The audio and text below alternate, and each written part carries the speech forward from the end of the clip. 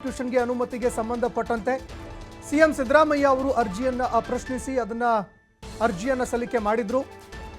CM ಪರವಾಗಿ ವಕೀಲ ಅಭಿಷೇಕ್ ಮನು ಸಿಂಘ್ವಿ ಅವರು ಪ್ರಬಲವಾಗಿ ವಾದ ಮಂಡನೆ ಮಾಡ್ತಾ ಇದ್ದಾರೆ. ಕೋರ್ಟ್ನಲ್ಲಿ ಇವತ್ತು ವಾದ ಪ್ರತಿವಾದ ಆರಂಭ ಆಗಿದೆ, ವಿಚಾರಣೆ ಆರಂಭ ಆಗಿದೆ. ನ್ಯಾಯಮೂರ್ತಿ ನಾಗಪ್ರಸನ್ನ ಅವರ ಪೀಠದಲ್ಲಿ ಅರ್ಜಿಯ ವಿಚಾರಣೆ ಆರಂಭ ಆಗಿದೆ.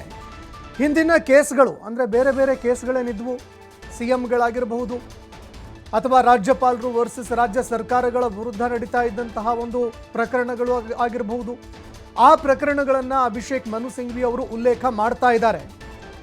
ಇನ್ನು ಅಭಿಷೇಕ್ ಮನು ಸಿಂಘ್ವಿ ಅವರು ಆರ್ಟಿಕಲ್ 356 ಬಗ್ಗೆ ಉಲ್ಲೇಖವನ್ನು ಮಾಡ್ತಾ ಇದ್ದಾರೆ.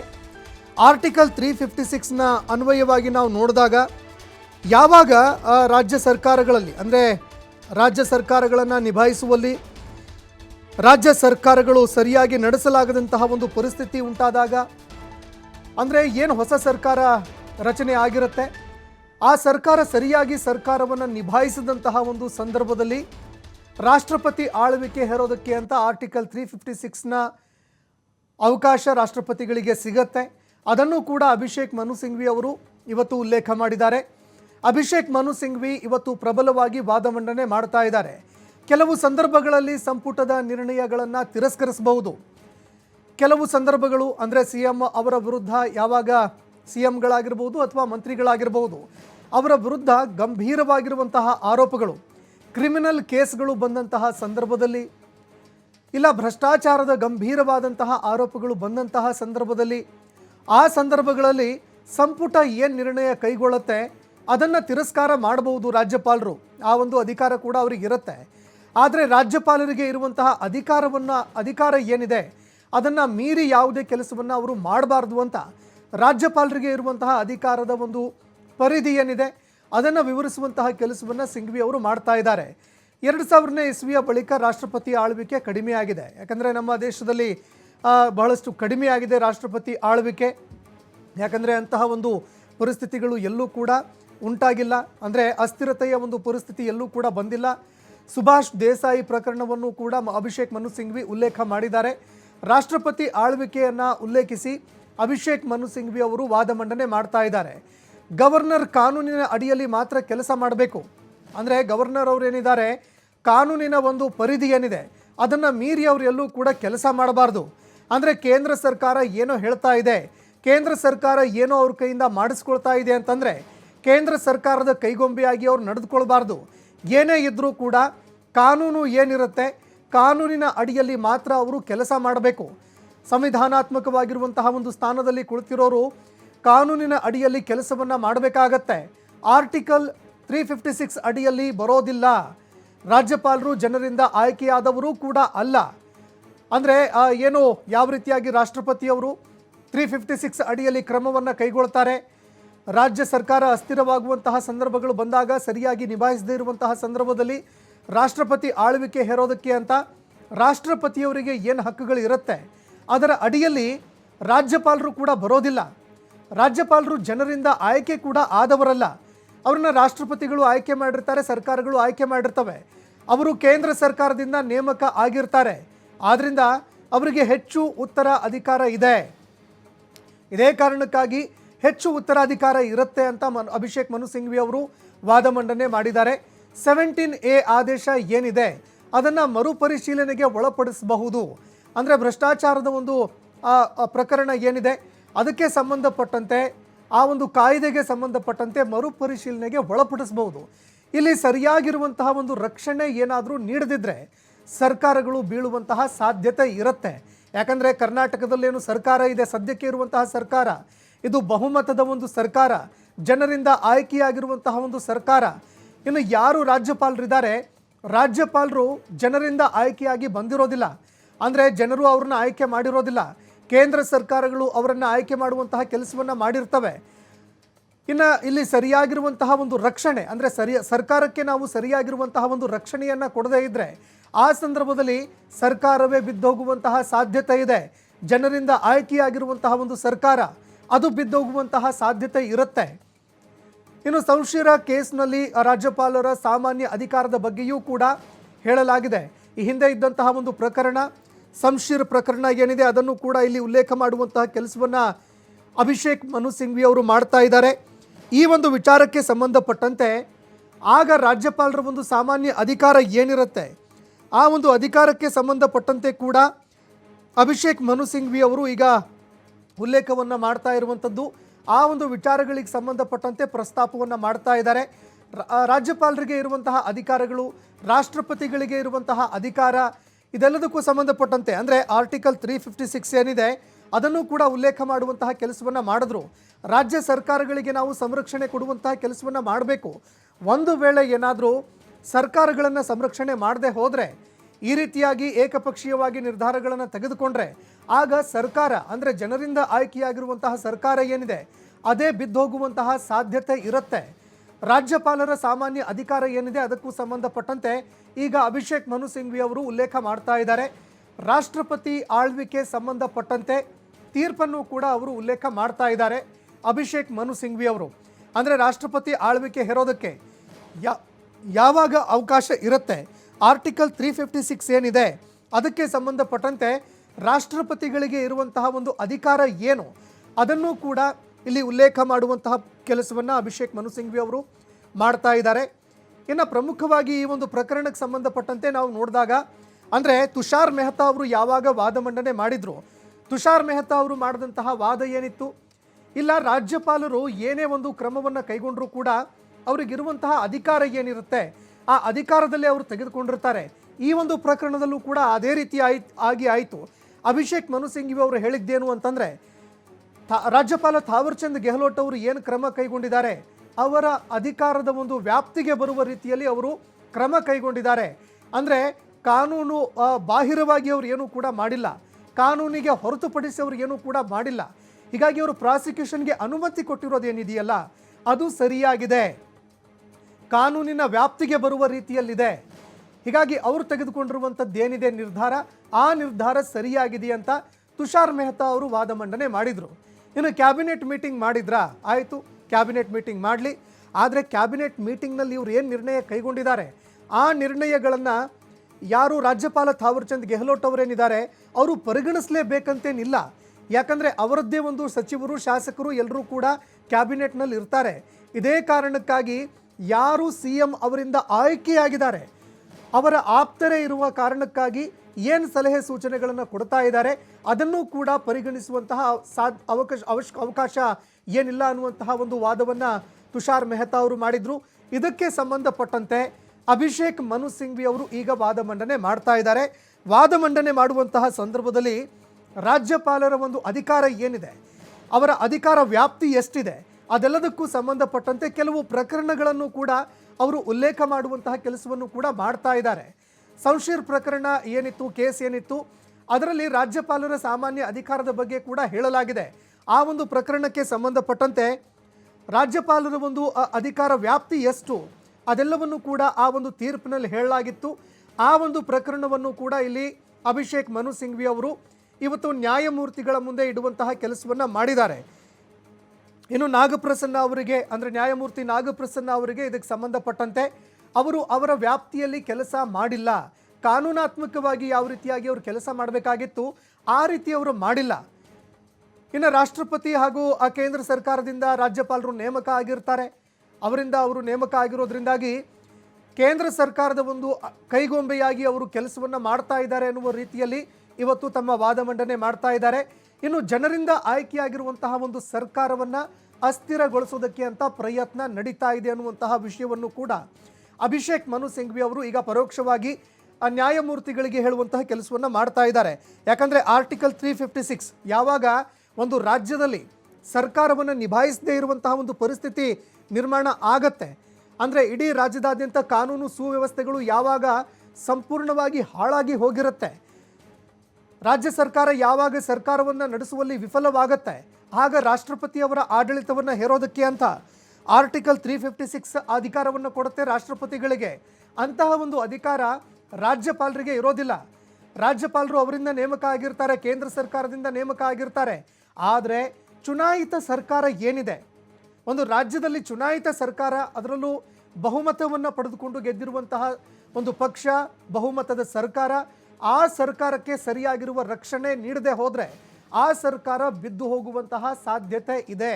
ಆದರೆ ಒಂದು ರೀತಿಯಾಗಿ ಸರ್ಕಾರಕ್ಕೆ ರಕ್ಷಣೆ ಕೂಡ ಇಲ್ಲಿ ಬೇಕಾಗಿದೆ. ಸರ್ಕಾರಕ್ಕೆ ರಕ್ಷಣೆ ಕೊಡುವಂತಹ ಕೆಲಸವನ್ನು ಕೂಡ ಮಾನ್ಯ ನ್ಯಾಯಮೂರ್ತಿಗಳಾಗಿರುವಂತಹ ನಾಗಪ್ರಸನ್ನ ಅವರು ಮಾಡಬೇಕು ಅಂತ ಅಭಿಷೇಕ್ ಮನು ಸಿಂಘ್ವಿ ಅವರು ವಾದ ಮಂಡನೆ ಮಾಡಿದ್ದಾರೆ. ಇನ್ನು ಅದೇ ರೀತಿಯಾಗಿ ಏನೆಲ್ಲ ತುಷಾರ್ ಮೆಹ್ತಾ ಅವರು ವಾದ ಮಂಡನೆ ಮಾಡಿದರು ಅಂದರೆ ಕ್ಯಾಬಿನೆಟ್ನ ಒಂದು ನಿರ್ಣಯ ತೆಗೆದುಕೊಂಡಿರುವಂಥದ್ದಾಗಿರಬಹುದು, ಕ್ಯಾಬಿನೆಟ್ನಲ್ಲಿ ಏನೆಲ್ಲ ಸಲಹೆ ಸೂಚನೆಗಳನ್ನು ಕೊಡಲಾಯಿತು ಅದೆಲ್ಲದಕ್ಕೂ ಸಂಬಂಧಪಟ್ಟಂತೆ ತುಷಾರ್ ಮೆಹ್ತಾ ಅವರು ವಾದ ಮಂಡನೆ ಮಾಡಿದರು. ಇನ್ನು ಪ್ರಮುಖವಾಗಿ ಅವರು ವಾದ ಮಂಡನೆ ಮಾಡಿರುವಂಥದ್ದು ಏನಿತ್ತು ಅಂತಂದರೆ ಅವರು ತಮ್ಮ ಅಧಿಕಾರ ವ್ಯಾಪ್ತಿಯಲ್ಲಿ ಕೆಲಸವನ್ನು ಮಾಡಿದ್ದಾರೆ. ಅಂದರೆ ಏನು ರಾಜ್ಯಪಾಲ ಥಾವರ್ಚಂದ್ ಗೆಹ್ಲೋಟ್ ಅವರಿದ್ದಾರೆ, ಅವರು ತಮ್ಮ ಅಧಿಕಾರ ವ್ಯಾಪ್ತಿಗೆ ಬರುವಂತೆ ಅವರು ಕೆಲಸವನ್ನು ಮಾಡಿದ್ದಾರೆ ಅನ್ನುವಂತಹ ಒಂದು ವಾದವನ್ನು ಮಂಡನೆ ಮಾಡಿದರು. ಇನ್ನು ಹಲವಾರು ಸೆಕ್ಷನ್ಗಳನ್ನು ಕೂಡ ಅವರು ಉಲ್ಲೇಖ ಮಾಡಿದರು. ಏನೆಲ್ಲ ಒಂದು ಸೆಕ್ಷನ್ಗಳು ಈ ಒಂದು ಪ್ರಾಸಿಕ್ಯೂಷನ್ಗೆ ಅನುಮತಿ ಕೊಡೋದಕ್ಕೆ ಕ್ಯಾಬಿನೆಟ್ನ ಒಂದು ನಿರ್ಣಯವನ್ನು ಪರಿಗಣಿಸಬೇಕಾಗಿಲ್ಲ ಅನ್ನುವಂಥದ್ದಕ್ಕೂ ಸಂಬಂಧಪಟ್ಟಂತೆ ಅವರು ಕೆಲವು ಪ್ರಕರಣಗಳನ್ನು ಕೂಡ ಉಲ್ಲೇಖ ಮಾಡಿದರು ತುಷಾರ್ ಮೆಹ್ತಾ. ಅದೆಲ್ಲದಕ್ಕೂ ಸಂಬಂಧಪಟ್ಟಂತೆ ನೋಡಿದಾಗ ಅಂದರೆ ತುಷಾರ್ ಮೆಹ್ತಾ ಅವರು ಓವರಾಲ್ ಆಗಿ ಈ ಒಂದು ಪ್ರಕರಣಕ್ಕೆ ಸಂಬಂಧಪಟ್ಟಂತೆ ರಾಜ್ಯಪಾಲರು ತೆಗೆದುಕೊಂಡಿರುವಂತಹ ಒಂದು ನಿರ್ಣಯ ಏನಿದೆ, ಒಂದು ಸೂಚನೆ ಅವರೇನು ಕೊಟ್ಟಿದ್ರು ಅದೆಲ್ಲವೂ ಕೂಡ ಸರಿಯಾಗಿದೆ. ಪ್ರಾಸಿಕ್ಯೂಷನ್ಗೆ ಅವರೇನು ಅನುಮತಿ ಕೊಟ್ಟಿದ್ರು CM ಸಿದ್ದರಾಮಯ್ಯ ಅವರ ವಿರುದ್ಧ ಅದೆಲ್ಲವೂ ಕೂಡ ಸರಿಯಾಗಿದೆ ಅನ್ನುವಂತಹ ಒಂದು ಪ್ರತಿಪಾದನೆಯನ್ನು ಅವರು ಮಾಡಿದರು. ಇದಕ್ಕೆ ಸಂಬಂಧಪಟ್ಟಂತೆ ಇವತ್ತು ಅಭಿಷೇಕ್ ಮನು ಸಿಂಘ್ವಿ ಅವರು ಬಹಳಷ್ಟು ಪ್ರಬಲವಾಗಿರುವಂತಹ ವಾದವನ್ನು ಮಂಡನೆ ಮಾಡಿದ್ದಾರೆ. ಪ್ರಮುಖವಾಗಿ ಆರ್ಟಿಕಲ್ 356 ಏನಿದೆ ಅದು ಯಾವ ರೀತಿಯಾಗಿ ಒಂದು ಸಾಂವಿಧಾನಿಕ ಯಂತ್ರದ ವೈಫಲ್ಯದ ಸಂದರ್ಭದಲ್ಲಿ ಅಂದರೆ ರಾಜ್ಯ ಸರ್ಕಾರಗಳು ಯಾವಾಗ ವಿಫಲ ಆಗತ್ತೆ ಆ ಸಂದರ್ಭದಲ್ಲಿ ರಾಷ್ಟ್ರಪತಿ ಆಳ್ವಿಕೆಯನ್ನು ಹೇರೋದಕ್ಕೆ ಅಂತ ಏನು ಅವಕಾಶ ಇದೆ ಆ ರೀತಿಯಾಗಿ ಅವಕಾಶ ಇಲ್ಲಿ ರಾಜ್ಯಪಾಲರಿಗೆ ಸಿಗೋದಿಲ್ಲ. ಇನ್ನು 2000ನೇ ಇಸ್ವಿ ಬಳಿಕ ರಾಷ್ಟ್ರಪತಿ ಆಳ್ವಿಕೆ ಕಡಿಮೆಯಾಗಿದೆ, ಎಲ್ಲೂ ಕೂಡ ರಾಷ್ಟ್ರಪತಿ ಆಳ್ವಿಕೆಯನ್ನು ಹೇರಲಾಗಿಲ್ಲ. ಇನ್ನು ಪ್ರಜಾಪ್ರಭುತ್ವ ವ್ಯವಸ್ಥೆಯಲ್ಲಿ ಪ್ರಬಲವಾಗಿರುವಂತಹ ಒಂದು ರಾಜ್ಯ ಸರ್ಕಾರವನ್ನು ಆಯ್ಕೆ ಮಾಡುವಂತಹ ಕೆಲಸವನ್ನು ಜನರು ಕೂಡ ಮಾಡ್ತಾ ಇದ್ದಾರೆ. ಸುಭಾಷ್ ದೇಸಾಯಿ ಅವರ ಪ್ರಕರಣವನ್ನು ಕೂಡ ಅಭಿಷೇಕ್ ಮನು ಸಿಂಘ್ವಿ ಅವರು ಉಲ್ಲೇಖ ಮಾಡಿದ್ದಾರೆ. ಈ ಎಲ್ಲ ಪ್ರಕರಣಗಳನ್ನು ಉಲ್ಲೇಖ ಮಾಡಿ ಅವರು ಪ್ರಮುಖವಾಗಿ ಪ್ರತಿಪಾದನೆ ಮಾಡ್ತಾ ಇರುವಂಥದ್ದು ರಾಜ್ಯಪಾಲರು ಏನು ನಿರ್ಣಯ ಕೈಗೊಂಡಿದ್ದಾರೆ, ಏನು ಪ್ರಾಸಿಕ್ಯೂಷನ್ಗೆ ಅನುಮತಿ ಕೊಟ್ಟರು ಅದು 17A ಏನಿದೆ ಅದನ್ನು ಮತ್ತೊಮ್ಮೆ ಮರುಪರಿಶೀಲನೆ ಮಾಡಬೇಕು, ಅದು ಸರಿಯಾದಂಥದ್ದಲ್ಲ ಅಂಥೇಳಿ ಅಭಿಷೇಕ್ ಮನು ಸಿಂಘ್ವಿ ಅವರು ಪ್ರಬಲವಾಗಿ ವಾದ ಮಂಡನೆ ಮಾಡ್ತಾ ಇದ್ದಾರೆ.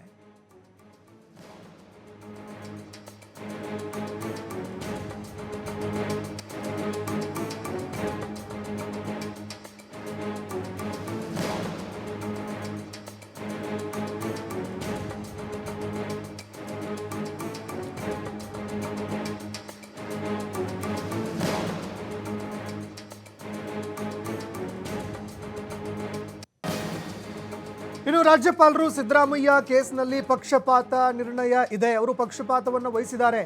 ರಾಜ್ಯಪಾಲರು ಸೆಕ್ಷನ್ 17A ಅಡಿಯಲ್ಲಿ ಅನುಮತಿ ನೀಡುವಂತಹ ಸಂದರ್ಭದಲ್ಲಿ ಸಂಪುಟವನ್ನು ಪರಿಗಣಿಸಬೇಕು. ಅಭಿಷೇಕ್ ಮನು ಸಿಂಘ್ವಿ ಅವರು ಮಾಡ್ತಾ ಇರುವಂತಹ ವಾದ ಇದು.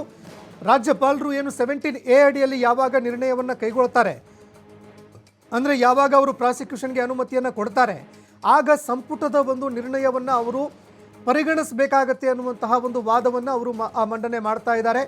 ಇನ್ನು ಪ್ರಮುಖವಾಗಿ ಭಿನ್ನ ನಿಲುವಿಗೆ ಕಾರಣ ನೀಡಬೇಕು ಅನ್ನೋದು ನಿಮ್ಮ ಅಭಿಪ್ರಾಯ, ಆದರೆ ಭಿನ್ನ ನಿಲುವಿಗೆ ಕಾರಣ ನೀಡಬೇಕು ಅನ್ನೋದು ನಿಮ್ಮ ವಾದನ ಅಂತ ಜಡ್ಜ್ ಅವರು ಕೂಡ ಅವ್ರನ್ನ ಪ್ರಶ್ನೆ ಮಾಡಿದ್ದಾರೆ. ಸಚಿವ ಸಂಪುಟ ಶಿಫಾರಸಿನಲ್ಲಿ ತಪ್ಪೇನಿದೆ ಅಂತ ರಾಜ್ಯಪಾಲರು ಹೇಳಿಲ್ಲ. ಇನ್ನು ಸಚಿವ ಸಂಪುಟ ಶಿಫಾರಸಿನಲ್ಲಿ ಏನು ತಪ್ಪಿದೆ ಅನ್ನುವಂಥದ್ದನ್ನು ರಾಜ್ಯಪಾಲರು ಹೇಳಬೇಕಾಗಿತ್ತು, ಆದರೆ ಅದನ್ನು ಅವರು ಎಲ್ಲೂ ಕೂಡ ಹೇಳಿಲ್ಲ.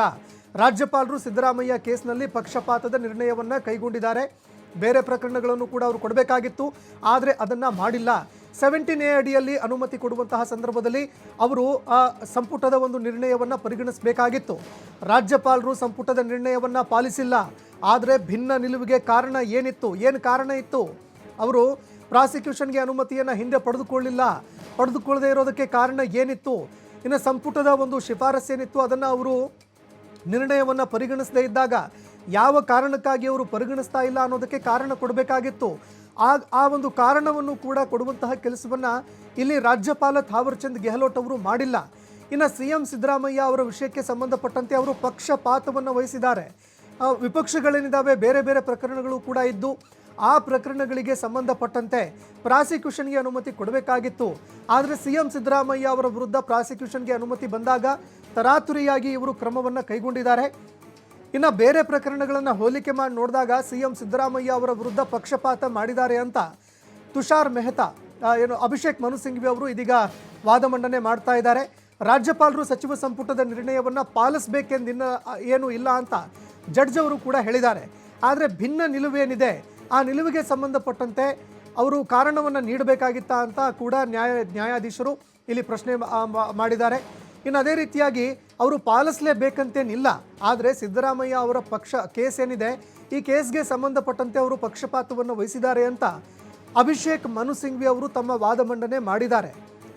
ಇನ್ನು ಇದೇ ಸಂದರ್ಭದಲ್ಲಿ ಜಡ್ಜ್ ಅವರು ಕೂಡ ಪ್ರಶ್ನೆ ಮಾಡಿದ್ರು. ನ್ಯಾಯಮೂರ್ತಿಗಳಾಗಿರುವಂತಹ ನಾಗಪ್ರಸನ್ನ ಅವರು ಪ್ರಶ್ನೆ ಮಾಡಿದ್ರು. ಆದರೆ ಭಿನ್ನ ನಿಲುವೇನಿತ್ತು ಅಂದರೆ ಸಂಪುಟದ ನಿರ್ಣಯ ಏನಿದೆ ಆ ನಿರ್ಣಯವನ್ನು ರಾಜ್ಯಪಾಲರು ಪರಿಗಣಿಸಿಲ್ಲ ಅನ್ನುವಂತಹ ಮಾತನ್ನು ಅಭಿಷೇಕ್ ಮನು ಸಿಂಘ್ವಿ ಅವರು ಹೇಳಿದ್ರು. ಇದೇ ಸಂದರ್ಭದಲ್ಲಿ ನ್ಯಾಯಾಧೀಶರು ನಾಗಪ್ರಸನ್ನ ನ್ಯಾಯಮೂರ್ತಿಗಳು ಇಲ್ಲಿ ಏನು ಸಂಪುಟದ ನಿರ್ಣಯ ಏನಿತ್ತು ಆ ನಿರ್ಣಯವನ್ನು ಪರಿಗಣಿಸಲೇಬೇಕಂತೇನು ಇಲ್ವಲ್ಲ ಅಂತ ಅವರು ಕೂಡ ಹೇಳಿದ್ರು. ಇನ್ನು ಅದೇ ರೀತಿಯಾಗಿ ಅಂದರೆ ಈ ಒಂದು ಸಂಪುಟದ ನಿರ್ಣಯವನ್ನು ಏನವರು ತಳ್ಳು ಹಾಕಿದ್ರು ಅದನ್ನು ಪರಿಗಣಿಸಲಿಲ್ಲ. ಅದಕ್ಕೆ ಸಂಬಂಧಪಟ್ಟಂತೆ ಏನಾದರೂ ಕಾರಣವನ್ನು ಕೊಡಬೇಕಾಗಿತ್ತು ಅನ್ನುವಂತಹ ನಿಮ್ಮ ವಾದನ ಅಂತ ನ್ಯಾಯಾಧೀಶರು ಪ್ರಶ್ನೆ ಮಾಡುವಂತಹ ಕೆಲಸವನ್ನು ಕೂಡ ಮಾಡಿದ್ದಾರೆ.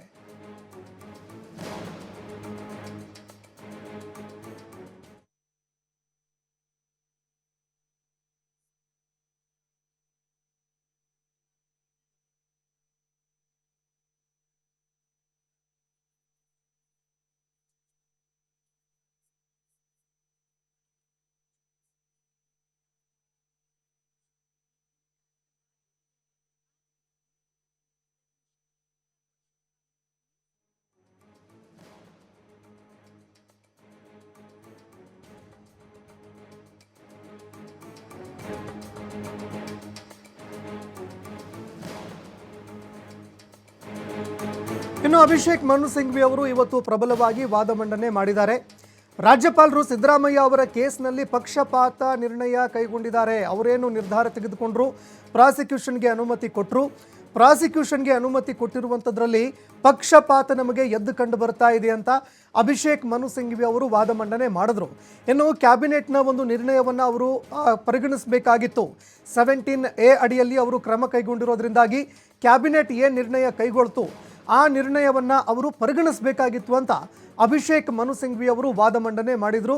ಇನ್ನು ಇದೇ ಸಂದರ್ಭದಲ್ಲಿ ನ್ಯಾಯಾಧೀಶರು ಕೂಡ ಪ್ರಶ್ನೆ ಮಾಡಿದ್ರು. ನ್ಯಾಯಾಧೀಶರು ಆಯಿತು ನೀವೇನೋ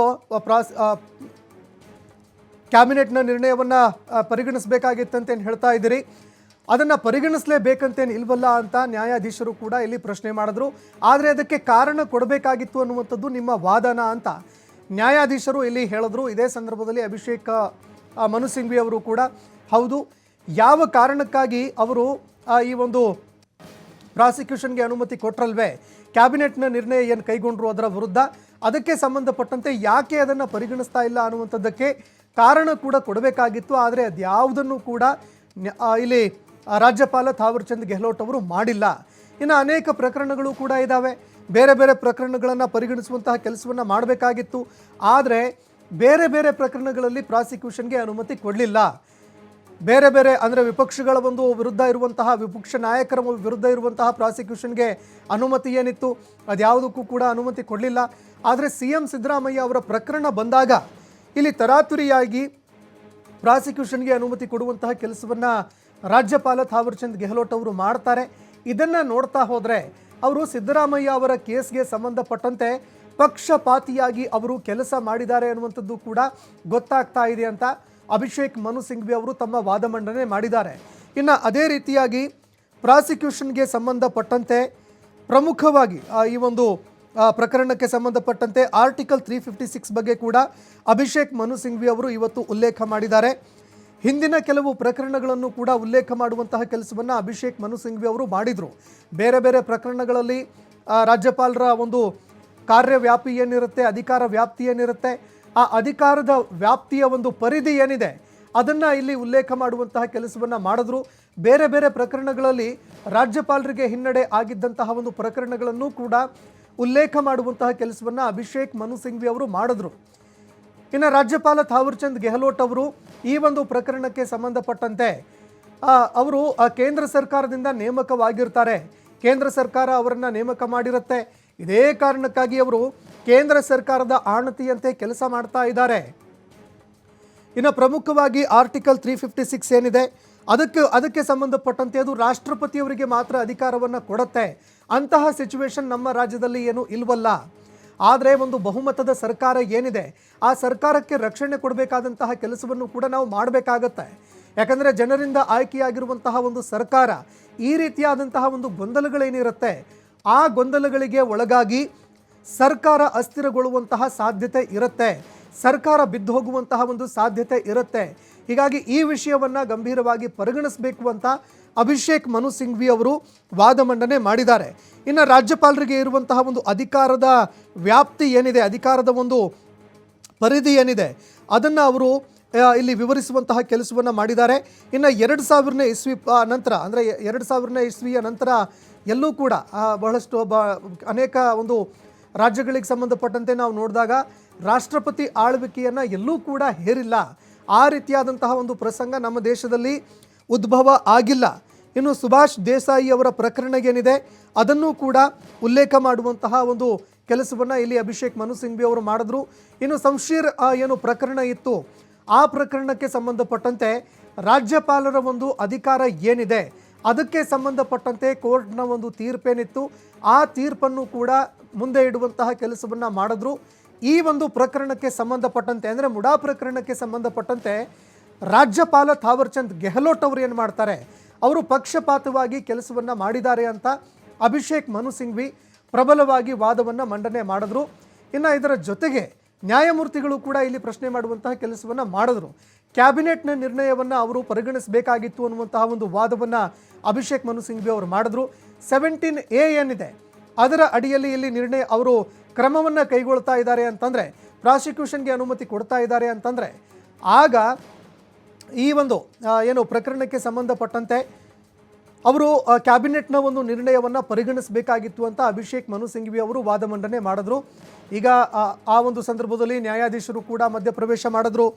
ನ್ಯಾಯಾಧೀಶರಾಗಿರುವಂತಹ ನಾಗ ಪ್ರಸನ್ನ ಅವರು ಹಾಗಾದರೆ ಕ್ಯಾಬಿನೆಟ್ನ ಒಂದು ನಿರ್ಣಯವನ್ನು ಪರಿಗಣಿಸಲೇಬೇಕಂತೇನು ಇಲ್ವಲ್ಲ, ಯಾಕಂದರೆ ಕ್ಯಾಬಿನೆಟ್ನಲ್ಲಿ ಯಾರಿರ್ತಾರೆ ಅವರೆಲ್ಲರೂ ಕೂಡ CM ಸಿದ್ದರಾಮಯ್ಯ ಅವರಿಂದ ನೇಮಕವಾಗಿರ್ತಾರೆ, ಸಚಿವರಾಗಿರಬಹುದು, ಅವರನ್ನು ಕೂಡ ಅವರೇ ಆಯ್ಕೆ ಮಾಡಿರ್ತಾರೆ. ಹೀಗಾಗಿ ಯಾರ್ಯಾರು ಅವರು ಕ್ಯಾಬಿನೆಟ್ನಲ್ಲಿ ಇರ್ತಾರೆ ಎಲ್ಲರೂ ಕೂಡ CM ಅವರಿಗೆ ನಿಷ್ಠರಾಗಿರ್ತಾರೆ ಅನ್ನುವಂತಹ ಒಂದು ವಾದವನ್ನು ತುಷಾರ್ ಮೆಹ್ತಾ ಅವರು ಕೂಡ ಈ ಹಿಂದೆ ಮಾಡಿದರು. ಅದೇ ಒಂದು ಮಾತನ್ನು ಇಲ್ಲಿ ನ್ಯಾಯಾಧೀಶರು ಪ್ರಚುರಪಡಿಸುವಂತಹ ಒಂದು ಕೆಲಸವನ್ನು ಕೂಡ ಮಾಡಿದ್ರು. ಕ್ಯಾಬಿನೆಟ್ನ ಒಂದು ನಿರ್ಣಯವನ್ನು ಪರಿಗಣಿಸಲೇಬೇಕಂತೇನಿಲ್ಲ, ಆದರೆ ಕ್ಯಾಬಿನೆಟ್ನ ನಿರ್ಣಯವನ್ನು ಅವರೇನೋ ತಳ್ಳು ಹಾಕಿದ್ದಕ್ಕೆ ಅವರೇನಾದರೂ ಕಾರಣವನ್ನು ಕೊಡಬೇಕಾಗಿತ್ತಾ ಅಂತ ನ್ಯಾಯಾಧೀಶರು ಅಭಿಷೇಕ್ ಮನು ಸಿಂಘ್ವಿ ಅವರಿಗೆ ಪ್ರಶ್ನೆ ಮಾಡಿದ್ರು. ಹೌದು, ಅವರು ಅದಕ್ಕೆ ಸಂಬಂಧಪಟ್ಟಂತೆ ಕಾರಣವನ್ನು ಕೊಡಬೇಕಾಗಿತ್ತು. ಕಾರಣವನ್ನು ಕೊಡದೇ ಇರುವಂಥದ್ದು ಹಾಗೂ ತರಾತುರಿಯಾಗಿ CM ಸಿದ್ದರಾಮಯ್ಯ ಅವರ ವಿರುದ್ಧ ಏಕಪಕ್ಷೀಯವಾಗಿ ಅವರು ನಿರ್ಣಯವನ್ನು ಕೈಗೊಂಡಿರುವಂಥದ್ದು, ಅಂದರೆ ಪ್ರಾಸಿಕ್ಯೂಷನ್ಗೆ ಅನುಮತಿಯನ್ನು ಕೊಟ್ಟಿರುವಂಥದ್ದು, ಇದೆಲ್ಲ ನೋಡ್ತಾ ಹೋದರೆ ಅವರು ಪಕ್ಷಪಾತವನ್ನು ಮಾಡಿದ್ದಾರೆ ಅನ್ನುವಂಥದ್ದು ಗೊತ್ತಾಗ್ತಾ ಇದೆ. ಕೆಲವು ಪಕ್ಷದವರಿಗೆ ಅವರು ಬಿಟ್ಟಿದ್ದಾರೆ, ಕೆಲವು ಪಕ್ಷ ಅಂದರೆ BJP JDSನ ಕೆಲವು ನಾಯಕರ ವಿರುದ್ಧ ಪ್ರಾಸಿಕ್ಯೂಷನ್ಗೆ ಅನುಮತಿ ಕೇಳಿಬರ್ತಾ ಇತ್ತು. ಸಾಕಷ್ಟು ತನಿಖೆ ಕೂಡ ಆಗಿದೆ, ಚಾರ್ಜ್ ಶೀಟ್ ಕೂಡ ಸಲ್ಲಿಕೆ ಆಗಿದೆ. ಇದೆಲ್ಲ ಅದರ ಹೊರತಾಗಿಯೂ ಕೂಡ ಪ್ರಾಸಿಕ್ಯೂಷನ್ಗೆ ಅನುಮತಿ ಕೊಡಲಿಲ್ಲ. ಆದರೆ CM ಸಿದ್ದರಾಮಯ್ಯ ಅವರ ವಿಚಾರದಲ್ಲಿ ಪ್ರಾಸಿಕ್ಯೂಷನ್ಗೆ ಅನುಮತಿ ಕೊಟ್ಟಿದ್ದಾರೆ. ಹೀಗಾಗಿ ಈ ಒಂದು ವಿಚಾರಕ್ಕೆ ಸಂಬಂಧಪಟ್ಟಂತೆ ಪಕ್ಷಪಾತ ವಹಿಸಿದ್ದಾರೆ ಅಂತ ಅಭಿಷೇಕ್ ಮನು ಸಿಂಘ್ವಿ ವಾದ ಮಂಡನೆ ಮಾಡಿದ್ರು. ಇನ್ನು ಕಾರಣವನ್ನು ಕೊಡಬೇಕಾಗಿತ್ತಾ ಅನ್ನುವಂಥದ್ದು ನಿಮ್ಮ ವಾದನ ಅಂತ ಇಲ್ಲಿ ಅವರು ನ್ಯಾಯಾಧೀಶರು ಪ್ರಶ್ನೆ ಕೂಡ ಮಾಡಿದ್ರು. ಕ್ಯಾಬಿನೆಟ್ ನಿರ್ಣಯ ಸರಿಯಿಲ್ಲ ಅಂತ ಗವರ್ನರ್ ಅವರು ಎಲ್ಲೂ ಕೂಡ ಹೇಳಿಲ್ಲ. ಕ್ಯಾಬಿನೆಟ್ನ ನಿರ್ಣಯಕ್ಕೆ ಸಂಬಂಧಪಟ್ಟಂತೆ ಏನೂ ಮಾತನಾಡಿಲ್ಲ. ಯಾವ ಅಂಶದ ಮೇಲೆ ಅನುಮತಿ ಕೊಟ್ಟಿದ್ದೀವಿ ಅನ್ನುವಂಥದ್ದನ್ನು ಕೂಡ ಗವರ್ನರ್ ಅವರು ಹೇಳಿಲ್ಲ. ರಾಜ್ಯಪಾಲರು ತಮ್ಮ ವಿವೇಚನಾಧಿಕಾರವನ್ನು ತರ್ಕರಹಿತವಾಗಿ ಬಳಕೆ ಮಾಡಿಕೊಂಡಿದ್ದಾರೆ. ಸಂಪುಟ ನಿರ್ಣಯ ಬಗ್ಗೆ ರಾಜ್ಯಪಾಲರು ತಿರಸ್ಕಾರ ಮಾಡಿದ್ದು ಯಾಕೆ, ಅದಕ್ಕೆ ಸಂಬಂಧಪಟ್ಟಂತೆ ಕಾರಣ ಕೊಡಬೇಕಾಗಿತ್ತು, ಆದರೆ ಕಾರಣ ಕೊಟ್ಟಿಲ್ಲ ಅಂತ ಅಭಿಷೇಕ್ ಮನು ಸಿಂಘ್ವಿ ಅವರು ವಾದ ಮಂಡನೆ ಮಾಡಿದ್ದಾರೆ. ಇನ್ನು ಅವರು ವಿವೇಚನೆ ರಹಿತವಾಗಿ ಅವರು ಈ ಒಂದು ಪ್ರಕರಣಕ್ಕೆ ಸಂಬಂಧಪಟ್ಟಂತೆ ಒಂದು ಪ್ರಾಸಿಕ್ಯೂಷನ್ಗೆ ಅನುಮತಿ ಕೊಡುವಂತಹ ಕೆಲಸವನ್ನು ಅವರು ಮಾಡಿದ್ದಾರೆ ಅಂತ ಅಭಿಷೇಕ್ ಮನು ಸಿಂಘ್ವಿ ಅವರು ವಾದ ಮಂಡನೆ ಮಾಡಿದ್ದಾರೆ. ಇನ್ನು ಕ್ಯಾಬಿನೆಟ್ ಇದಕ್ಕೆ ಸಂಬಂಧಪಟ್ಟಂತೆ ನಿರ್ಣಯ ಕೈಗೊಳ್ಳಿತು. ಇದಕ್ಕೆ ಸಂಬಂಧಪಟ್ಟಂತೆ ರಾಜ್ಯಪಾಲರು ಕ್ಯಾಬಿನೆಟ್ ನಿರ್ಣಯವನ್ನು ತಿರಸ್ಕಾರ ಮಾಡಿದರು, ಅದನ್ನು ಪರಿಗಣನೆಗೆ ತೆಗೆದುಕೊಳ್ಳಿಲ್ಲ. ಆದರೆ ಯಾವ ಕಾರಣಕ್ಕಾಗಿ ಅದನ್ನು ಪರಿಗಣನೆಗೆ ತೆಗೆದುಕೊಳ್ಳಲಿಲ್ಲ ಅದಕ್ಕೆ ಸಂಬಂಧಪಟ್ಟಂತೆ ಅವರು ಕಾರಣವನ್ನು ಕೊಡಬೇಕಾಗಿತ್ತು. ಆದರೆ ಕಾರಣವನ್ನು ಎಲ್ಲೂ ಕೂಡ ಅವರು ಕೊಡಲೇ ಇಲ್ಲ. ಇನ್ನು ಪ್ರಾಸಿಕ್ಯೂಷನ್ಗೆ ಅನುಮತಿ ಕೊಟ್ಟಿರುವಂಥದ್ದನ್ನು ಹಿಂದಕ್ಕೂ ಕೂಡ ಪಡೀಲಿಲ್ಲ. ಇನ್ನು ಬೇರೆ ಒಂದು ವಿಚಾರಕ್ಕೆ ಸಂಬಂಧಪಟ್ಟಂತೆ ಅಂದರೆ ಬೇರೆ ಬೇರೆ ಪ್ರಕರಣಗಳಿಗೆ ಸಂಬಂಧಪಟ್ಟಂತೆ ಅದರಲ್ಲೂ ವಿಪಕ್ಷಗಳೇನಿದ್ದಾವೆ, JDS BJP ನಾಯಕರ ವಿರುದ್ಧ ಇದ್ದಂತಹ ಪ್ರಾಸಿಕ್ಯೂಷನ್ಗೆ ಅನುಮತಿ, ಅಲ್ಲಿ ಎಲ್ಲೂ ಕೂಡ ಅವರು ಅನುಮತಿಯನ್ನು ಕೊಡಲಿಲ್ಲ. ಇನ್ನು ರಾಜ್ಯಪಾಲರದ್ದು ರಬ್ಬರ್ ಸ್ಟ್ಯಾಂಪ್ ಅನ್ನುವಂತಹ ಒಂದು ಮನಸ್ಥಿತಿಯನ್ನು ಕೂಡ ಇಲ್ಲಿ ಅಭಿಷೇಕ್ ಮನು ಸಿಂಘ್ವಿ ಅವರು ವಾದ ಮಂಡನೆ ಮಾಡ್ತಾ ಇದ್ದಾರೆ. ರಾಜ್ಯಪಾಲರು ಕಾರಣ ಕೊಡಬೇಕಾಗಿತ್ತು ಅಂತ ನಿಮ್ಮ ವಾದನ ಅಂತ ನ್ಯಾಯಾಧೀಶರು ಕೂಡ ಪ್ರಶ್ನೆ ಮಾಡಿದ್ರು. ಇದಕ್ಕೆ ಸಂಬಂಧಪಟ್ಟಂತೆ ಕ್ಯಾಬಿನೆಟ್ ನಿರ್ಣಯ ಏನು ಕೈಗೊಂಡ್ರು ಅದು ಸರಿ ಇಲ್ಲ ಅಂತ ಗವರ್ನರ್ ಅವರು ಎಲ್ಲೂ ಕೂಡ ಹೇಳಿಲ್ಲ. ಯಾವ ಅಂಶದ ಮೇಲೆ ಅವರು ಅನುಮತಿ ಕೊಟ್ಟಿದ್ದೀವಿ ಅಂದರೆ ಪ್ರಾಸಿಕ್ಯೂಷನ್ಗೆ ಅನುಮತಿ ಕೊಟ್ಟಿದ್ದೀವಿ ಅದನ್ನು ಕೂಡ ಗವರ್ನರ್ ಅವರು ಹೇಳಿಲ್ಲ. ರಾಜ್ಯಪಾಲರು ತಮ್ಮ ವಿವೇಚನಾಧಿಕಾರವನ್ನು ತರ್ಕರಹಿತವಾಗಿ ಅವರು ಬಳಕೆ ಮಾಡಿಕೊಂಡಿದ್ದಾರೆ. ರಾಜ್ಯಪಾಲರದ್ದು ರಬ್ಬರ್ ಸ್ಟ್ಯಾಂಪ್ ನಿರ್ಧಾರ ಅಂದರೆ ಯಾರೋ ಒಬ್ಬರು ಹೇಳಿದ್ರು ಅಂತ ಕೆಲಸ ಮಾಡಿದ್ದಾರೆ ಅನ್ನುವಂತಹ ಒಂದು ವಿಷಯವನ್ನು ಇಲ್ಲಿ ಅಭಿಷೇಕ್ ಮನು ಸಿಂಘ್ವಿ ಅವರು ಪ್ರಬಲವಾಗಿ ವಾದ ಮಂಡನೆ ಮಾಡಿದ್ದಾರೆ. ರಬ್ಬರ್ ಸ್ಟ್ಯಾಂಪ್ನ ಒಂದು ನಿರ್ಣಯವನ್ನು ಅವರು ಕೈಗೊಂಡಿದ್ದಾರೆ, ನಿರ್ಧಾರ ಕೈಗೊಂಡಿದ್ದಾರೆ ಅಂತ ಅಭಿಷೇಕ್ ಮನು ಸಿಂಘ್ವಿ ಅವರು ಬಹಳಷ್ಟು ಗಂಭೀರವಾದಂತಹ ವಿಷಯಗಳನ್ನು ಹೇಳ್ತಾ ಇದ್ದಾರೆ. ಕೇಂದ್ರ ಸರ್ಕಾರದ ಆಣತಿಯಂತೆ ಅವರು ಕೆಲಸ ಮಾಡಿದ್ದಾರೆ ಅನ್ನುವಂತಹ ವಿಷಯವನ್ನು ನ್ಯಾಯಾಧೀಶರ ಮುಂದೆ ಪ್ರಸ್ತುತಪಡಿಸ್ತಾ ಇದ್ದಾರೆ. ರಾಜ್ಯಪಾಲ ಥಾವರ್ ಚಂದ್ ಗೆಹ್ಲೋಟ್ ಅವರ ನಿರ್ಧಾರ ರಬ್ಬರ್ ಸ್ಟ್ಯಾಂಪ್ನ ಒಂದು ನಿರ್ಧಾರ ಆಗಿತ್ತು. ಆ ರೀತಿಯಾಗಿ ಅವರು ತಮ್ಮ ವಿವೇಚನೆಯನ್ನೇ ಬಳಸಿಕೊಳ್ಳದೆ ವಿವೇಚನಾ ರಹಿತವಾಗಿರುವಂತಹ ಒಂದು ನಿರ್ಧಾರವನ್ನು ಕೈಗೊಂಡ್ರು ಅನ್ನುವಂತಹ ವಿಷಯವನ್ನು ಅಭಿಷೇಕ್ ಮನು ಸಿಂಘ್ವಿ ಅವರು ವಾದ ಮಾಡ್ತಾ ಇದ್ದಾರೆ. ಇನ್ನು ಕ್ಯಾಬಿನೆಟ್ ನಿರ್ಣಯಕ್ಕೆ ಸಂಬಂಧಪಟ್ಟಂತೆ ಅವರು ಯಾವ ಕಾರಣಕ್ಕಾಗಿ ತಳ್ಳು ಹಾಕಿದ್ರು, ಆಯಿತು ಇದೇ ಕಾರಣಕ್ಕಾಗಿ ನಾನು ತಳ್ಳು ಹಾಕ್ತಾ ಇದ್ದೀನಿ ಅನ್ನುವಂಥದ್ದಕ್ಕೆ ಸಂಬಂಧಪಟ್ಟಂತೆ ಅವರು ಕಾರಣ ಕೊಡಬೇಕಾಗಿತ್ತು. ಏನು ಕಾರಣ ಆಗಿತ್ತು, ಆಯಿತು ಯಾರ್ಯಾರು ಕ್ಯಾಬಿನೆಟ್ನಲ್ಲಿದ್ದಾರೆ, CM ಅವರೇ ಅವರನ್ನು ನೇಮಕ ಮಾಡಿದ್ದಾರೆ, CM ಅವರ ಆಪ್ತರು ಅನ್ನುವಂತಹ ಒಂದು ವಿಚಾರ ಅದನ್ನಾದರೂ ಕೊಡಬಹುದಾಗಿತ್ತು. ಅಥವಾ ಕಾನೂನಾತ್ಮಕವಾಗಿ ಏನಾದರೂ ಅವರಿಗೆ ಅವಕಾಶ ಇದೆಯಾ ಅಂದರೆ ಯಾವುದಾದ್ರೂ ಒಂದು ಕಾನೂನು ರಾಜ್ಯಪಾಲರಿಗೆ ಆ ಒಂದು ಶಕ್ತಿಯನ್ನು ಕೊಡುತ್ತಾ, ಆ ಒಂದು ಪವರನ್ನು ಕೊಡುತ್ತಾ, ಈ ಕಾನೂನಿನ ಅಡಿಯಲ್ಲಿ ನಾನು ಸಂಪುಟದ ನಿರ್ಣಯವನ್ನು ಕೈಗೊಳ್ಳದೆ ಆ ಒಂದು ಸಂಪುಟದ ನಿರ್ಣಯವನ್ನು ಪರಿಗಣಿಸದೇನೂ ಕೂಡ ಇರಬಹುದು ಅನ್ನುವಂತಹ ಒಂದು ವಿಚಾರವನ್ನು ಕೂಡ ಅವರು ಪ್ರಸ್ತುತಪಡಿಸಬಹುದಾಗಿತ್ತು. ಆ ಕಾರಣ ಕೂಡ ಕೊಡಬಹುದಾಗಿತ್ತು. ಆದರೆ ಎಲ್ಲೂ ಕೂಡ ಅವರು ಇದಕ್ಕೆ ಸಂಬಂಧಪಟ್ಟಂತೆ ಕಾರಣವನ್ನೇ ಕೊಟ್ಟಿಲ್ಲ. ರಾಜ್ಯಪಾಲರು ಸಂಪುಟದೊಂದಿಗೆ ಸೌಹಾರ್ದಯುತವಾಗಿ ಇರಬೇಕು. ಯಾಕಂದರೆ ಒಂದು ರಾಜ್ಯ ಸರ್ಕಾರವನ್ನು ಉಳಿಸುವಂತಹ ಕೆಲಸವನ್ನು ಕೂಡ ಮಾಡಬೇಕಾಗತ್ತೆ. ಇದೇ ಕಾರಣಕ್ಕಾಗಿ ಅವರು ಸಂಪುಟದೊಂದಿಗೆ ಸೌಹಾರ್ದಯುತವಾಗಿ ಇರಬೇಕು. ಆದ್ದರಿಂದ ರಾಜ್ಯಪಾಲರ ಅನುಮತಿಯನ್ನು ಕೋರ್ಟ್ ಮರುಪರಿಶೀಲನೆ ಮಾಡಬೇಕು. ಅವರೇನು ಅನುಮತಿ ಕೊಟ್ಟಿದ್ದಾರೆ ಅದನ್ನು ಮರುಪರಿಶೀಲನೆ ಮಾಡಬೇಕು. ರಾಷ್ಟ್ರಪತಿಯವರ ಆಳ್ವಿಕೆಗಿಂತ ಇದು ಹೆಚ್ಚು ರಾಜಕೀಯ. ಆರ್ಟಿಕಲ್ 356 ಅದನ್ನು ಕೂಡ ಉಲ್ಲೇಖ ಮಾಡಿದರು ಅಭಿಷೇಕ್ ಮನು ಸಿಂಘ್ವಿ. ಇದು ಏನು ಮಾಡುತ್ತೆ, ಒಂದು ರಾಜ್ಯ ಸರ್ಕಾರ ಸರಿಯಾಗಿ ಕೆಲಸ ಮಾಡ್ತಾ ಇಲ್ಲ ಅಂತಂದರೆ ರಾಷ್ಟ್ರಪತಿಗಳ ಆಡಳಿತವನ್ನು ಹೇರೋದಕ್ಕೆ ಶಕ್ಯರಾಗಿರ್ತಾರೆ, ಆ ಶಕ್ತಿ ಇರುತ್ತೆ. ಆದರೆ ಅಭಿಷೇಕ್ ಮನು ಸಿಂಘ್ವಿ ಅವರು ಹೇಳಿರುವಂತಹ ಮಾತೇನೆಂದರೆ ಇದಕ್ಕೂ ಮೀರಿ ರಾಜ್ಯಪಾಲ ಥಾವರ್ ಚಂದ್ ಗೆಹ್ಲೋಟ್ ಅವರು ತಮ್ಮ ಕೆಲಸವನ್ನು ಮಾಡ್ತಾ ಇದ್ದಾರೆ. ಅಂದರೆ ಆ ಒಂದು ಅಧಿಕಾರಕ್ಕೂ ಮೀರಿ ಅವರು ಇಲ್ಲಿ ತಮ್ಮ ಅಧಿಕಾರವನ್ನು ಚಲಾಯಿಸ್ತಾ ಇದ್ದಾರೆ ಅನ್ನುವ ರೀತಿಯಲ್ಲಿ ವಾದ ಮಂಡನೆ ಮಾಡಿದ್ದಾರೆ. ರಾಷ್ಟ್ರಪತಿ ಆಳ್ವಿಕೆಗಿಂತ ಇದು ಹೆಚ್ಚು ರಾಜಕೀಯ. ಇನ್ನು ಅದೇ ರೀತಿಯಾಗಿ ರಬ್ಬರ್ ಸ್ಟ್ಯಾಂಪ್ನ ರೀತಿಯಲ್ಲಿ ಅವರು ಕೆಲಸವನ್ನು ಮಾಡಿದ್ದಾರೆ ಅಂತ ಬಹಳಷ್ಟು ಗಂಭೀರವಾಗಿರುವಂತಹ ಮಾತುಗಳನ್ನು ಅಭಿಷೇಕ್ ಮನು ಸಿಂಘ್ವಿ ಅವರು ಹೇಳಿದ್ದಾರೆ. ಇನ್ನು ಅದೇ ರೀತಿಯಾಗಿ ಅಭಿಷೇಕ್ ಮನು ಸಿಂಘ್ವಿ ಅವರು ಹೇಳಿರುವಂಥದ್ದು ಪ್ರಮುಖವಾದಂತಹ ವಿಷಯ, ರಾಷ್ಟ್ರಪತಿ ಆಳ್ವಿಕೆಗಿಂತ ಬಹಳಷ್ಟು ಹೆಚ್ಚು ಅಧಿಕಾರವನ್ನು ಇವರು ಚಲಾವಣೆ ಮಾಡ್ತಾ ಇದ್ದಾರೆ. ಸಂಪುಟದೊಂದಿಗೆ ಸೌಹಾರ್ದಯುತವಾಗಿ ಇರಬೇಕಾಗಿತ್ತು. ಏನೇ ಇದ್ರೂ ಕೂಡ ಸಂಪುಟ ಒಂದು ನಿರ್ಣಯವನ್ನು ಕೈಗೊಳ್ತು, ಕೆಲವು ಸಲಹೆ ಸೂಚನೆಗಳನ್ನು ಕೊಡ್ತು ಅಂತಂದರೆ ಆಯಿತು, ಅದನ್ನು ತಳ್ಳಿ ಹಾಕಿದ್ರ, ಅದನ್ನು ಪರಿಗಣಿಸಲಿಲ್ವಾ, ಯಾವ ಕಾರಣಕ್ಕಾಗಿ ಅವರು ಪರಿಗಣಿಸಲಿಲ್ಲ, ಯಾವ ಕಾರಣವನ್ನು ಇಟ್ಕೊಂಡು ಅವರು ಅದನ್ನು ತಳ್ಳಿ ಹಾಕಿದ್ರು, ಅದನ್ನು ಆ ಒಂದು ಕಾರಣವನ್ನು ಕೊಡುವಂತಹ ಕೆಲಸವನ್ನು ಅವರು ಮಾಡಬೇಕಾಗಿತ್ತು. ಆದರೆ ಸಂಪುಟವನ್ನು ಕಡೆಗಣಿಸುವಂತಹ ಕೆಲಸವನ್ನು ಇಲ್ಲಿ ರಾಜ್ಯಪಾಲ ಥಾವರ್ ಚಂದ್ ಗೆಹ್ಲೋಟ್ ಅವರು ಮಾಡಿದ್ದಾರೆ. ಅವರು ಸಂಪುಟದ ಜೊತೆಗೆ ಸೌಹಾರ್ದಯುತವಾಗಿ ನಡೆದುಕೊಳ್ಬಹುದಾಗಿತ್ತು. ಆದರೆ ಅವರು ಆ ರೀತಿಯಾಗಿ ಮಾಡಿಲ್ಲ. ಇದೆಲ್ಲವನ್ನು ನಾವು ನೋಡಿದಾಗ ರಾಷ್ಟ್ರಪತಿಗಳಿಗೆ ಇರುವಂತಹ ಒಂದು ಅಧಿಕಾರ ಏನಿದೆ ಅದಕ್ಕೂ ಮೀರಿ ರಾಜ್ಯಪಾಲ ಥಾವರ್ ಚಂದ್ ಗೆಹ್ಲೋಟ್ ಅವರು ಹೆಚ್ಚು ರಾಜಕೀಯವಾಗಿ ನಡೆದುಕೊಳ್ತಾ ಇದ್ದಾರೆ ಅಂತ ಅಭಿಷೇಕ್ ಮನು ಸಿಂಘ್ವಿ ವಾದ ಮಂಡನೆ ಮಾಡ್ತಾ ಇದ್ದಾರೆ.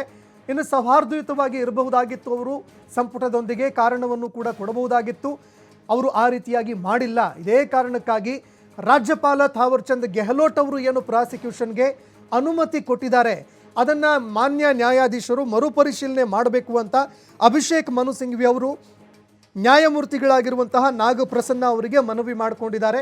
ಇದಕ್ಕೆ ಸಂಬಂಧಪಟ್ಟಂತೆ ನ್ಯಾಯಾಧೀಶರು ಏನು ನಿರ್ಧಾರವನ್ನು ಕೈಗೊಳ್ತಾರೆ, ಏನು ಒಂದು ತೀರ್ಪನ್ನು ಕೊಡ್ತಾರೆ ಅದನ್ನು ಕೂಡ ಕಾದು ನೋಡಬೇಕಾಗತ್ತೆ. ಆದರೆ ಬಹಳಷ್ಟು ಗಂಭೀರವಾಗಿರುವಂತಹ ವಿಷಯಗಳನ್ನು ಅಭಿಷೇಕ್ ಮನು ಸಿಂಘ್ವಿ ಅವರು ಹೇಳಿದ್ದಾರೆ. ಅದೇ ರೀತಿ ರಾಜ್ಯಪಾಲ ಥಾವರ್ಚಂದ್ ಗೆಹ್ಲೋಟ್ ಅವರು ಬಹಳಷ್ಟು ಅಂದರೆ ರಾಷ್ಟ್ರಪತಿಗಳಿಗೂ ಕೂಡ ಮೀರಿ ತಮ್ಮ ಅಧಿಕಾರವನ್ನು ಚಲಾಯಿಸುವಂತಹ ಕೆಲಸವನ್ನು ಅವರು ಮಾಡ್ತಾ ಇದ್ದಾರೆ. ರಾಷ್ಟ್ರಪತಿ ಆಳ್ವಿಕೆಗಿಂತ ಇದು ಹೆಚ್ಚು ರಾಜಕೀಯ ಪ್ರೇರಿತವಾಗಿ ನಮಗೆ ಕಂಡು ಬರ್ತಾ ಇದೆ ಅಂತ ಅಭಿಷೇಕ್ ಮನು ಸಿಂಘ್ವಿ ಅವರು ವಾದ ಮಂಡನೆ ಮಾಡಿದ್ದಾರೆ. ಇನ್ನು ರಾಜ್ಯಪಾಲರ ಒಂದು ಅಧಿಕಾರ ಏನಿದೆ, ಅಧಿಕಾರಕ್ಕೆ ಸಂಬಂಧಪಟ್ಟಂತೆ ಕೂಡ ಅಧಿಕಾರದ ವ್ಯಾಪ್ತಿ ಏನಿದೆ ಅದಕ್ಕೆ ಸಂಬಂಧಪಟ್ಟಂತೆ ಅಭಿಷೇಕ್ ಮನು ಸಿಂಘ್ವಿ ಅವರು ಪ್ರಬಲವಾಗಿ ವಾದ ಮಂಡನೆ ಮಾಡ್ತಾ ಹೋದರು. ಇನ್ನು ಆರ್ಟಿಕಲ್ 356 ಅನ್ನು ಕೂಡ ಅವರು ಉಲ್ಲೇಖ ಮಾಡುವಂತಹ ಕೆಲಸವನ್ನು ಮಾಡಿದ್ದಾರೆ. ರಾಜ್ಯಪಾಲರಿಗೆ ಇರುವಂತಹ ಒಂದು ಅಧಿಕಾರ, ಕಾನೂನಾತ್ಮಕವಾಗಿ ರಾಜ್ಯಪಾಲರಿಗೆ ಇರುವಂತಹ ಒಂದು ಅಧಿಕಾರ, ಅವರಿಗೆ ಸಿಗುವಂತಹ ಒಂದು ಪವರ್ ಏನಿದೆ ಅದಕ್ಕೆ ಸಂಬಂಧಪಟ್ಟಂತೆ ಅದರ ವ್ಯಾಪ್ತಿಗೆ ಸಂಬಂಧಪಟ್ಟಂತೆ ಅಭಿಷೇಕ್ ಮನು ಸಿಂಘ್ವಿ ಅವರು ವಾದ ಮಂಡನೆ ಮಾಡಿದ್ರು. ಆಯಿತು, ಯಾವುದೋ ಒಂದು ರಾಜ್ಯ ಸರ್ಕಾರ ಏನಿದೆ ಆ ರಾಜ್ಯ ಸರ್ಕಾರ ಏನಾದರೂ ಸರಿಯಾಗಿ ಕೆಲಸ ಮಾಡ್ತಾ ಇಲ್ವಾ, ಅಸ್ಥಿರತೆ ಏನಾದರೂ ಉಂಟಾಗ್ತಾ ಇದೆಯಾ, ಕಾರಣ ನೀಡಿ ರಾಷ್ಟ್ರಪತಿ ಆಳ್ವಿಕೆ ಹೇರಬಹುದು. ಆದರೆ ಇಲ್ಲಿ ರಾಜ್ಯಪಾಲರ ಒಂದು ಆಳ್ವಿಕೆ ಏನಿದೆ, ಅವರ ಒಂದು ನಿರ್ಧಾರ ಏನಿದೆ ಅದು ರಾಷ್ಟ್ರಪತಿಗಳ ಆಳ್ವಿಕೆಗಿಂತಲೂ ಹೆಚ್ಚು ಕಂಡು ಬರ್ತಾ ಇದೆ ಅಂತ ಅಭಿಷೇಕ್ ಮನು ಸಿಂಘ್ವಿ ಅವರು ವಾದ ಮಂಡನೆ ಮಾಡಿದ್ದಾರೆ.